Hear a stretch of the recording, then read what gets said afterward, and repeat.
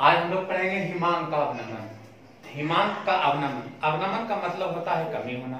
अनुसंध गुणधर्म 4 प्रकार के थे: प्रसरणी दाब, बाष्प दाब का अवनमन, क्वथनांक का उन्नयन और लास्ट है हिमांक का अवनमन। तो हिमांक का अवनमन कहते हैं किसे? अवनमन का मतलब होता है कमी और उन्नयन का मतलब होता है वृद्धि। तो हिमांक किसे कहते हैं? प्रत्येक द्रव एक निश्चित ताप पर जमता है। प्रत्येक द्रव अलग अलग तापों पर अपने अपने तापों पर उसमें जमने की क्षमता होती है, जमता है। इस निश्चित ताप को द्रव का हिमांक कहते हैं। जैसे अब जल जीरो माना गया है कि जल 0 डिग्री ताप पर जमता है, तो जल का हिमांक कितना है? 0 डिग्री। उसी प्रकार प्रत्येक द्रव का हिमांक अलग अलग होता है। तो जिस ताप पर वह जमता है उसी ताप को द्रव का हिमांक कहते हैं। अब हिमांक का अवनमन किसे कहते हैं?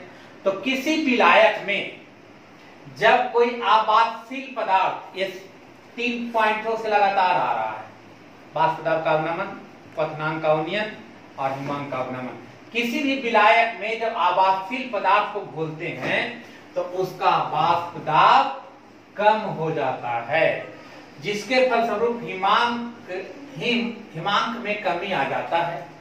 इसी हिमांक में कमी आना कहलाएगा हिमांक का अवनमन। अब क्वथनांक के उन्नयन में आइए, तो क्वथनांक के उन्नयन में बाष्प दाब कम जाता है, जिसके फलस्वरूप क्वथनांक में वृद्धि हो जाती है, वहां आया हिमांक में कमी हो जाता है। अर्थात बाष्प दाब अवनमन होता है तो विलयन का हिमांक शुद्ध विलायक के हिमांक से कम जाता है।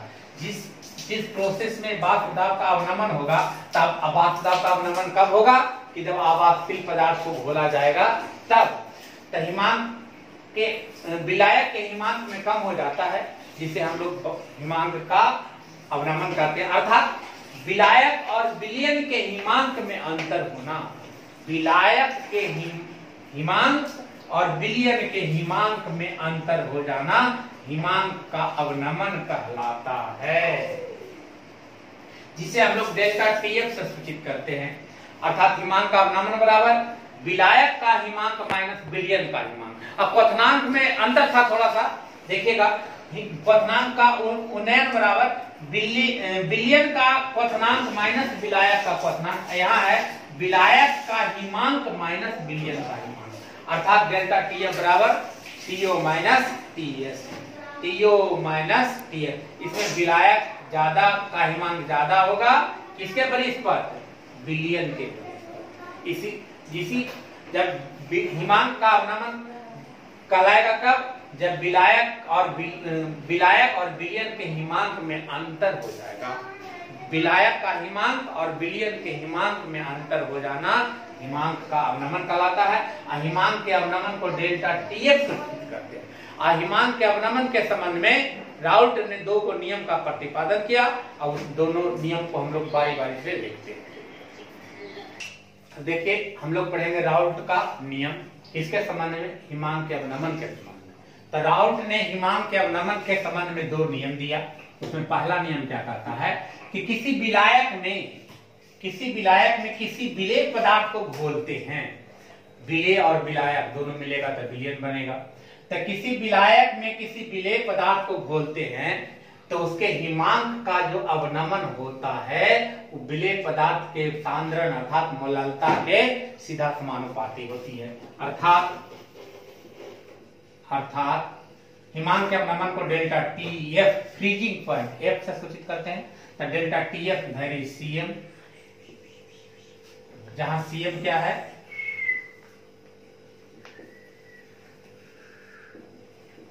विलेय पदार्थ का सांद्रण, इसे हम लोग कहते हैं मोललता।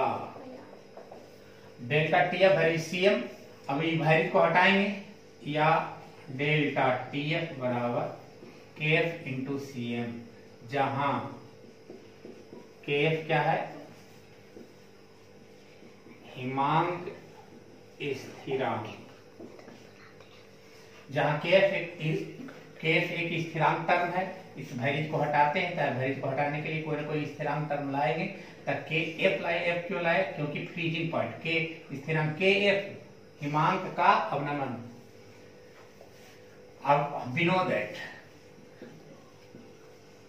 हम जानते हैं कि मोलालता बराबर A into 1000/m into V.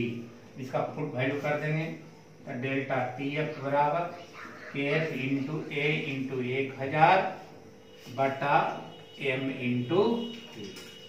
यही सेम आपका क्वथनांक का उन्नयन और हिमांक का अवनमन का दोनों सेम कंडीशन है। अंतर सिर्फ इसका होगा, डेल्टा TF का होगा, KF का होगा, बस और कोई फर्क नहीं पड़ता है। इस प्रकार डेल्टा TF बराबर KF into A into 1000/m into V, जहां A है विलेय की मात्रा, M है विलेय का अनुभाग, B है विलायक की मात्रा, KF हिमांक स्थिरांक, डेल्टा TF हिमांक में अवनमन। अब इस प्रकार हम अब दूसरा नियम देखते हैं।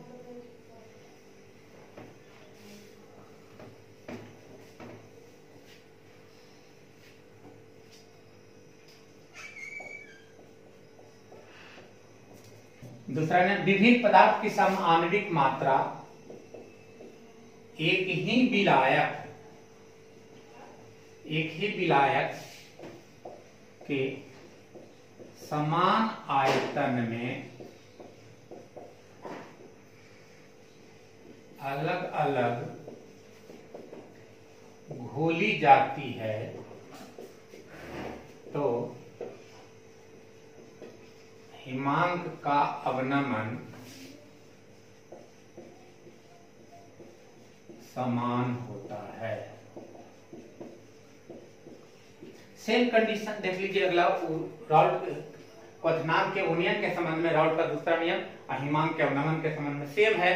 सिर्फ क्या है वहां अंतर है, उसमें भी था कि विभिन्न पदार्थ अलग अलग होना चाहिए लेकिन सबकी मात्रा समान होना चाहिए, विलायक एक ही होना चाहिए और आयतन भी सबका में समान होनी चाहिए। अलग अलग घुली जाती है तो हिमांक का जो अवनमन होता है वो आपस में क्या होता है, समान होता है। अर्थात delta TF1 equal to delta TF2 equal to delta TF3, ये दोनों सब आपस में समान होता है। इस प्रकार अनुसर्ग गुणधर्म 4 थे, चारों का चारों कंडीशन आपका समाप्त हो गया। पहला हिमांक प्रसरणी दाब, दूसरा वाष्प दाब का अवनमन, तीसरा क्वथनांक का उन्नयन और चौथा था हिमांक का अवनमन। ये आपका चारों टॉपिक इसमें से अब आपका समाप्त हो गया। अब इसमें एक टॉपिक, छोटा सा टॉपिक बच गया है, अब समान आणविक द्रव्यमान, एबनॉर्मल मॉलिक्यूलर मास, जिसको हम लोग देखते हैं अगले वीडियो में।